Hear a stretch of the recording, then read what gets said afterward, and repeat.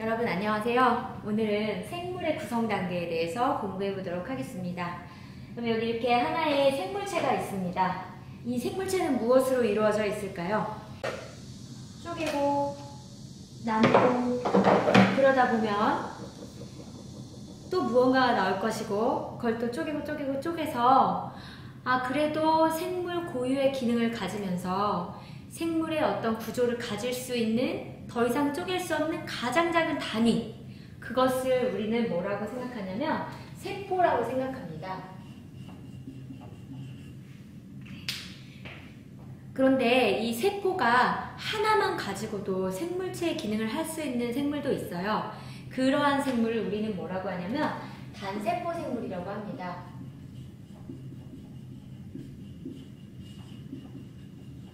그리고 우리처럼 여러 개의 세포로 이루어진 생물도 있는데 그것을 우리는 다세포 생물이라고 합니다. 그러면 이 다세포 생물들은 여러 개의 세포로 구성된 생물인데요.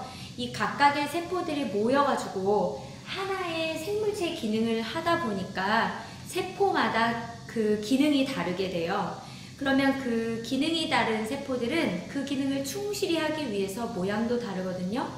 그래서 이 다양한 세포들을 모양과 기능이 같은 것들끼리 이렇게 묶어 놓은 거, 모양과 기능이 같은 세포들의 모임, 이것을 우리는 뭐라고 하냐면 조직이라고 합니다. 여러분 여기서 보시다시피 이렇게 겉에 우리 표면을 구성하고 있는 피부, 이 피부를 현미경으로 보면은 같은 모양을 가지는 세포들이 쭉 모여 있을 건데요.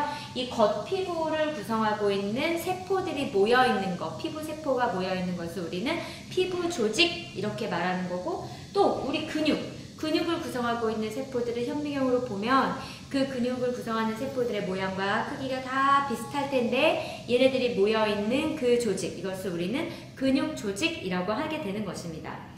그래서 세포와 조직 이렇게 구성 단계가 있고요. 그런데 이 조직, 서로 다른 조직이 있죠. 뭐 근육 조직, 신경 조직, 혈관 조직, 뼈 조직, 이렇게 서로 다른 조직들이 모여가지고 공통의 기능을 수행하는 것이 있습니다. 예를 들면은 지금 여기에 위가 있습니다. 위.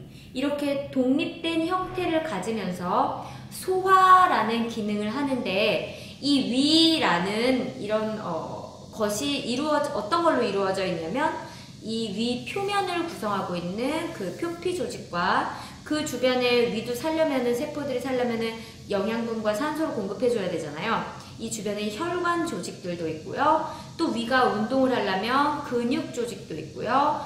또 뇌의 명령을 받아야 되니까 신경 조직도 있고요.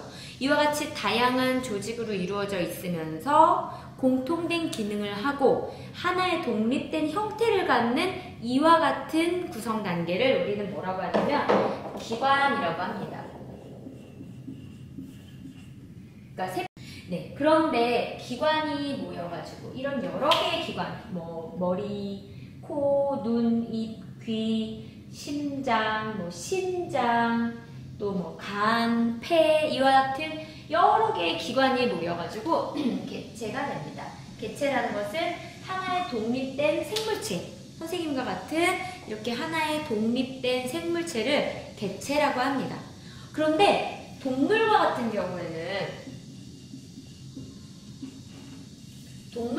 경우에는 기관과 개체 사이에 또 하나의 구성 단계가 있어요. 바로 뭐냐면 기관들이 모여가지고 공통의 기능을 수행하는데 개체는 아닌 그런 중간 단계가 있습니다. 그래서 요 사이에 있는 단계, 이게 뭐냐면 기관계라는 단계예요. 이 기관계는 뭐냐면 그런데 식물은 동물과 유사하지만 조금 다릅니다. 식물도 역시 식물의 몸을 구성하는 기능적 구조적 단위를 세포라고 하고, 모양과 크기가 같은 세포들의 모임, 모양과 기능이 같은 세포들의 모임을 조직이라고 말합니다. 그리고 이 조직이 모여가지고 공통의 기능을 수행하면서 독립된 형태를 가지고 있는 것을 기관이라고 말하고요. 이 기관들이 모여가지고 하나의 생물체를 구성한다면 이것을 우리는 개체라고 말합니다. 그런데 식물의 기관은 굉장히 단순해요. 뭐뭐 있냐면 뿌리, 잎, 꽃 또는 열매, 이게 식물의 기관의 전부예요. 그래서 이 기관들이 모여서 공통의 기능을 수행하는, 그렇다고 개체는 아닌 이 기관계가 식물은 없습니다. 기관계라는 게 없고요. 대신 뭐가 있냐면 이 사이에, 조직과 기관 사이에 조직계라는 것이 있어요. 이 조직계는 어떠한 거냐면 여러 조직이 모여서 공통의 기능을 수행하는 것입니다. 그런데 기관처럼 독립된 형태를 가지고 있는 것은 아닌데 몇 개의 조직이 모여서 공통의 기능을 수행하는 겁니다. 예를 들어서 간다발 조직계가 있는데요. 간다발 조직계는 뭐냐면 그 식물의 그 잎이나 줄기나 뿌리를 통해서 쭉 이어지는 물과 양분을 이동하는 통로예요. 물이 이동하는 그 관을 형성하는 그 물관 조직, 그리고 양분이 이동하고 있는 그 통로를 구성하고 있는 세포들의 모임인 체관 조직, 그리고 그 사이에 있는 것도 있고 없는 것도 있지만 무한히 계속 세포가 분열하고 있는 형성층 조직. 그래서 이러한 조직들이 모여서 공통의 기능을 수행해요. 그래서 관다발 조직계인데 얘만 가지고 독립된 형태를 가진 건 아니거든요. 그래서 식물에는 세포 조직, 기관 전에 조직계라는 단계가 한 단계 더 있고, 기관, 그리고 기관계는 없고 개체, 이렇게 구성 단계를 이룰 수 있습니다. 자, 오늘 배운 거 다시 한번 정리해 볼게요. 생물의 구성 단계를 몇 단계로 나누어 봤는데요. 동물과 식물에서 공통적인 단계는 세포, 조직, 기관, 개체다. 그런데 동물은 기관이 많다 보니까 이 기관들이 몇 개의 기관이 모여서 공통의 기능을 수행하는 기관계라는 것이 있고요.